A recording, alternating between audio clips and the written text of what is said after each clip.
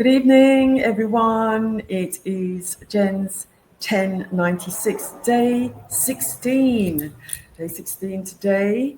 And I have to tell you that I've had a real challenge today in following requests I've had from a few videos. I've gone back and looked at comments and things like that. And certain people have asked for certain things, and I've been trying to work it out on this StreamYard, how to make it happen, how to upload an image, how to upload a video, how to do a caption, all these kind of things that people have been asking for to enhance their viewing. So yeah, hopefully in this recording, I'm going to be able to manage some of the requests. Also, another request was to not to delay the questions, because what I've been doing is posing one of my 5 magic questions and then really going deep into it, and then the next day following up on it and really going even deeper, and relaying some examples, etc. But people have been waiting for the next foot to drop and they're not getting it, so sorry about that. So today I'm going to be dealing with question 3, but before that I will update you on a few things I've been doing. I've got a book. I said I would get a little notebook to jot down some of my ideas as I get them during the day, but I managed to find this spare notebook which I've been using to do some notes on some videos and training that I've been doing. So there's plenty of space in there, so I'm going to use this. And on the back of that, I will speak to you of some of the notes I did take. Tick, I've got my notebook, so I'll tick that off. Okay. I'm actually buying a car here in Costa Rica. Oh, the process. Okay, so where I'm living is a peninsula. It's like a bit of a sticky out bit on the land. Okay, so in order to get to San Jose, where the main car dealers are, okay, and it's better to get a car in San Jose because it's much more flat terrain, and you're not going to get cars that have been battered coming through the jungle and the rough roads and everything like that over this side. So people tend to go to San Jose to buy their cars. So in order to get there, you have to drive for 4 hours, okay, which includes an hour and a half ferry trip in the middle, okay, or you take the domestic airline from Cabano Airport which is a 20-minute flight into San Jose, and then take a cab to wherever you want to go to. So that's the challenge to get into San Jose. Then even before that, to find the car, I'm looking online. I've been recommended to do that, but with my new friends, they've said to look online and find the car, and then contact the seller. Now, all of this kind of stuff I'd be doing in the UK anyway. Just looking on the Auto Trader or eBay or one of those platforms to actually find the car, get in touch with the seller. But here you have to do a mechanic has to do an inspection before you buy the car. You don't actually have to have a report, but it's advisable to get your mechanic to deal with the car, look at the car, check it out for you, and then they would be able to get in touch with the notary or the lawyer to do all the paperwork and everything. And then you either go to the bank with the lawyer and the seller to deal with that, or the lawyer will go to the seller's house with you to sort out all the documentation and stuff like that. So it's a bit different to how it is in the UK. So that's what I've been advised anyway. So that's where we are at the moment. I found a car, a RAV4 2014, which is in my budget. And realizing actually that the prices here are double where anywhere else, double where what it would be in the US or in the UK because of the import tax, etc. Because Costa Rica doesn't make their own cars. Everything has to be imported. So I'm going through that trial and tribulation now. No one told me it would be easy to be living here, but even still, I'm very happy, very happy. What's my next set of notes? Let's have a look. That I have to tell you about. Oh, my online course is coming together. I've actually engaged an accountability coach that specializes in helping people to get their courses together. She's very good with online stuff, very good with spreadsheets, and very good with making me do what I'm supposed to do, which is a big challenge. I'm amazing at everybody else, but for my own accountability, I need to have someone who can whip me into shape. So I've now got two people. I've got my good friend Carly B. We've been together accountabilitying for 5 years now, yeah, and I've got Zoe, who is a member of BBS as well. She is going to be my accountability coach for my online course. So it's coming together nicely. I'm taking part in Icon Era, which is something that Des Dobrova of BBS is running at the moment. And what I've recognized is that so far, the members that are taking part in Icon Era, which is a 30-day program, every single person is talking about how they've held themselves back, how they've dampened themselves down and been afraid to express themselves in a really true, authentic manner. I have been doing the same for years and years and years. I've been holding myself back, not being truthful, trying to fit into what's expected, the corporate, the professional. There's a certain way to present yourself, especially when you're doing coaching, presentations, teaching, videos, all of that kind of stuff. There's a certain way that you have to perform. And since doing this 1096 challenge, I'm doing it on video, I have just been being myself, being authentic, being real, being warts and all, and just being myself, yeah. And so that's coincided nicely into us going into the Icon Era 30-day journey, because Des is talking about us being audacious and being iconic and being our true selves. Now, there is a process that everyone has to go through. Everybody is trying to do the same thing. We're all trying to impart a message and take people from wherever they're at to wherever they want to be, either a service or a product or something. There's something that we are helping our clients get from here to there. Okay, and that's the process. Everybody has to go through that. But the way that we do it is our own iconic way. The way that we present ourselves, the way we come across is unique to us. So if we can't present ourselves in a unique, authentic way ourselves, then we're just being cookie cutter, doing everything the same as everybody else. And what's the point? So the Icon Era, I believe, is going to help us to free ourselves up to be bold, audacious, be our wonderful selves, so that we can actually engage with the people that connect with us and want to be in our arena, to be able to deliver the message and help people to be audacious and amazing themselves. Yeah. So that's something that I learned. Was it this morning? Yes, this morning, because we're 7 hours behind the UK. So this morning it was the afternoon masterclass that I was watching in my pajamas. Okay, so that was something of an eye-opener. So what I'm going to do now is talk to you about question 3. So you guys know who who you are, who are trying to get me to be a bit more useful to you guys. So I'm going to put on screen the actual question, which has been requested. Okay, so hopefully you guys can see that. And let me make the screen bigger for myself as well. So question 3 of my 5 magic questions in the module Decide to Commit is, what do you want to have? Okay, so the commitment is to get to your North Star and have your audacious goals. But really, you have to now be looking at, what do you truly, really want to be? Sorry, who do you really want to be?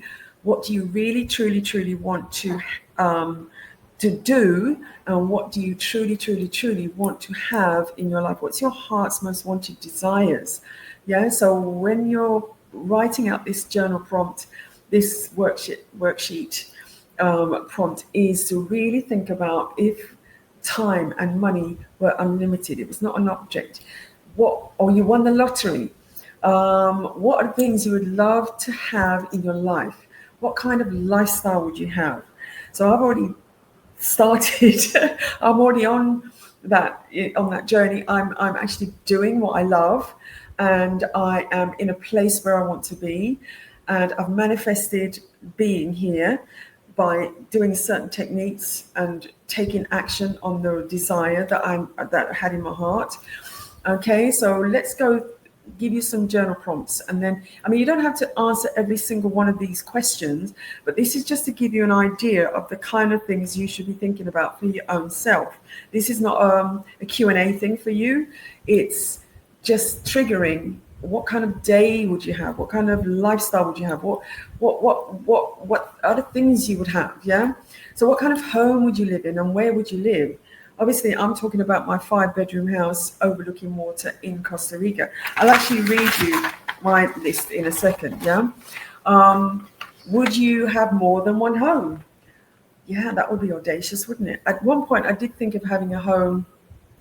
I was with a beautiful person who's still in my life. We were partners, but we decided we're better off as friends, and we're still friends after 11 years. We're still friends.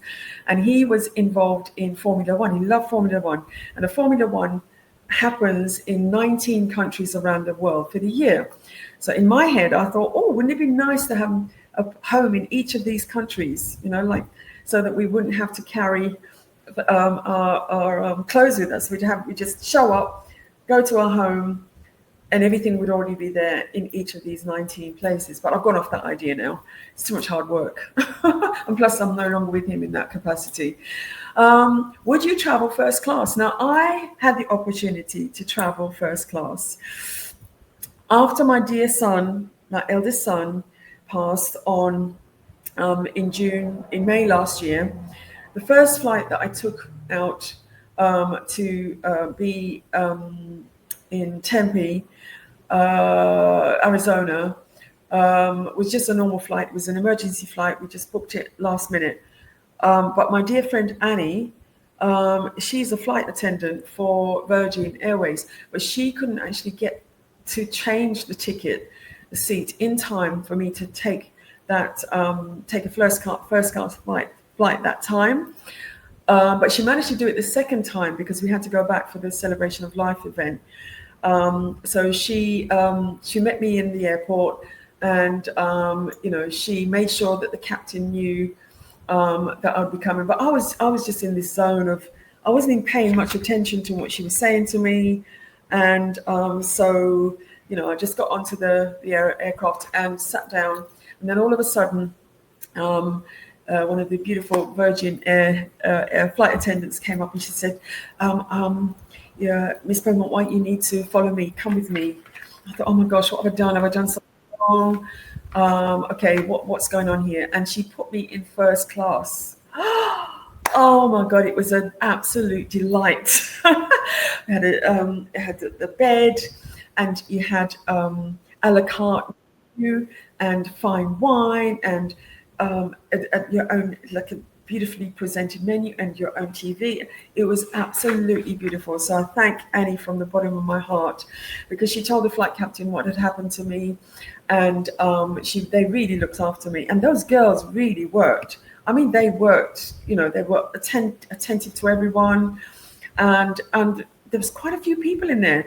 And then when I asked Annie how much a ticket would cost, she said probably $10,000 to $12,000 per seat. I thought, what? I don't think, if I had the money, would I pay for that? Would I pay?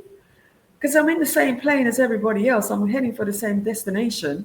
Would I pay just to be able to lie on a bed and have nice food at that price? Maybe not. I have no idea. Let's see when I get there. When I'm that wealthy, I'll see how I behave. Where would you love to shop? What kind of car would you drive? As I said, I'm buying a car at the moment, and I'm looking at the RAV4 Toyota. Would I buy a Rolls Royce or a Bentley if I had? I don't know. I think I probably would if I had was really wealthy, but I probably wouldn't drive it myself. I'd have a chauffeur. Where would you go to eat? What kind of gifts would you give, and who and to whom? I've always got this thing about when I'm being given gifts, really lovely gifts that are really thought through.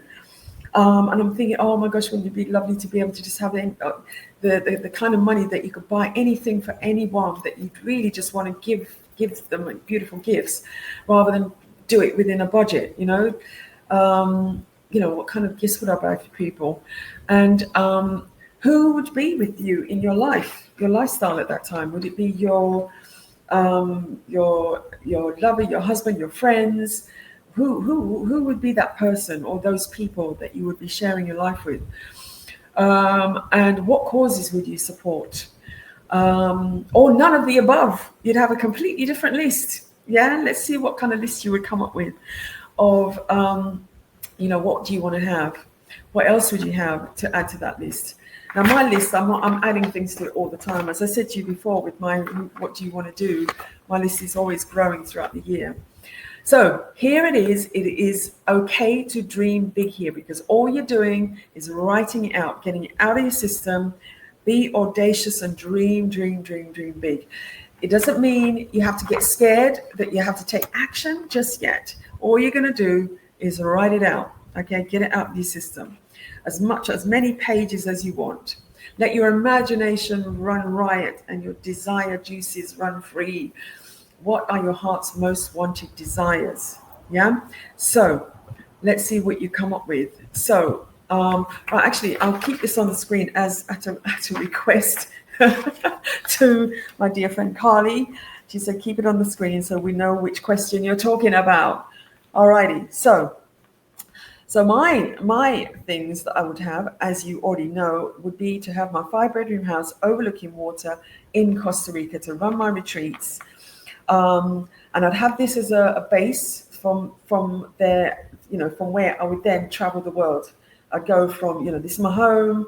I want to go back to America. I want to go back to Europe to see family, go back to London to see my family. I want to visit Europe. I want to visit Africa. I want to visit India. I've been to Australia, and I've been to quite a few countries in Europe. But I'd like to use my home in Costa Rica as a base. Yay. This home would be a retreat center, as well as I would have a large kitchen and area to hold parties, a garage for 2 cars. Maybe one of them would be the Bentley. Yeah. And a place for the chauffeurs to live at my beck and call. I found out from a video, I watched John Travolta, and apparently he pays for, because he flies a Boeing. Yeah, he's got a Boeing parked on his land, so he can fly in a Boeing anywhere he wants to go. And he has, I think it's 8. No, it can't be 8. Maybe 4 pilots on demand, and he pays them to be like, I want to fly somewhere, and he'll call one of the pilots, and he'll just get in the plane and have that person as a co-pilot while he flies the plane. How audacious, even to think of having something like that. Oh my God. So yeah, so you can think audaciously too. It won't hurt you. I'd have lots of light and space and a place where I can grow food, because I love gardening, and be self-sustaining. I want it to be near waterfalls, and I want it to be near other people, and have beautiful neighbors that I can interact with, and have local shops nearby. And I'd have a white cat and a white dog. Well, I've got a cat, but it's not white. So let's see what happens for the future. I'd like to have more than one home, which I just said. Yeah. So I don't have to carry my luggage everywhere. But I'm not going to have the 19. I'll probably have one in the UK and one here. I think that's it. I just don't want all them 19 that I had before. I'd have a white Jeep and a white Jag convertible. I'd have actually I've just turned down a white Jeep, because one of the cars I was going to look at was a white Jeep cross country or something, and it wasn't suitable. It looks a bit raggedy, and it does consume a lot of petrol. So I'm thinking, no, I'm not gonna go for that one. But maybe in the future I'll still have a white Jeep. I'd have good quality clothes and undies, just like the French. The French women spend a lot of money on their underwear, even though it's not being seen. All that, it just makes them feel good knowing that they've got really comfortable, beautiful underwear underneath, that only they know, or their lovers know, that they've got beautiful underwear. It doesn't have to be something you show off. You just want to feel good about yourself, that you can actually afford these things. I'd have a CD collection, a DVD collection, because I don't like the idea of streaming, because it doesn't feel like it belongs to you. And the streaming portals are very limited with what you're allowed to see. So if you have your own DVDs and your own CDs, you can play them whenever you want to, and you build up a collection. And get my vinyl collection back. I'd love to have that. I love my vinyls, because you get that warm sound and the crispy that I don't know, it does something. I love all of that. I'll have my real books. I'll have a library with three walls of books, like I used to have. I love the smell of my books as well. I'd have Spanish lessons, and I would do my art again. I'd have a place where I could art. I'd have weekly massage as not as a leisure as a given, just like you brush your teeth, and you go and shop for food. I'd have a massage every single week as a health thing. I'd have to have that every week. I'll have to look into that, actually, see if there's a local masseuse around. Maybe I could do that, see how much she charges.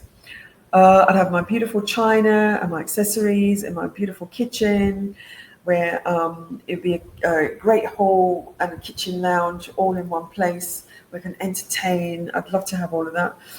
And the causes I'd love to support would be the homeless cause, like shelter and Centrepoint, all those home. I'll have to tell you a story of my journey of being homeless, and nobody knew in a future video. Okay, so I have to get my head around that, because it's quite a bit of a deep so it's going to be a deep share, and it's going to maybe touch on a few people's I don't know what can I say, a few people's conscience, and anyway, won't go into that right now. Okay, so that's how far I've got with this, and there's still more room for me to actually add more things. Okay, so what would you have? Yeah, what would you have if money and time were had all the time, all the money in the world? You won the lottery and it was a ridiculous amount of money. Yeah, what would you have in your life? Okay, so that's it for now. Let's see how we get on with day 17. I can't add takeaway 17 from 1096, so I don't know where we're at in the scheme of things, but thank you for still hanging in there with me. And thank you guys for your comments. They've been very useful. I'm going to start actually contacting people to do my interviews that I said I'd promised that I'd be doing here, so that you can get a bit more variety and get other perspectives on other people.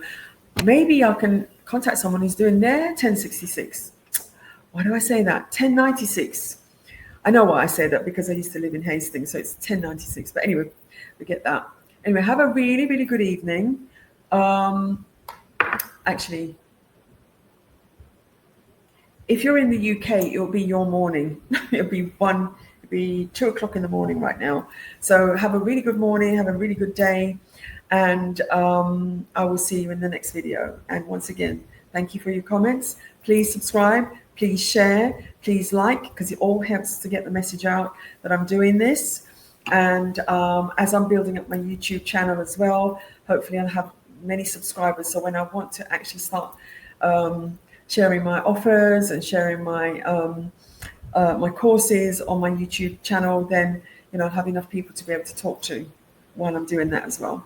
So thank you, bless you, see you.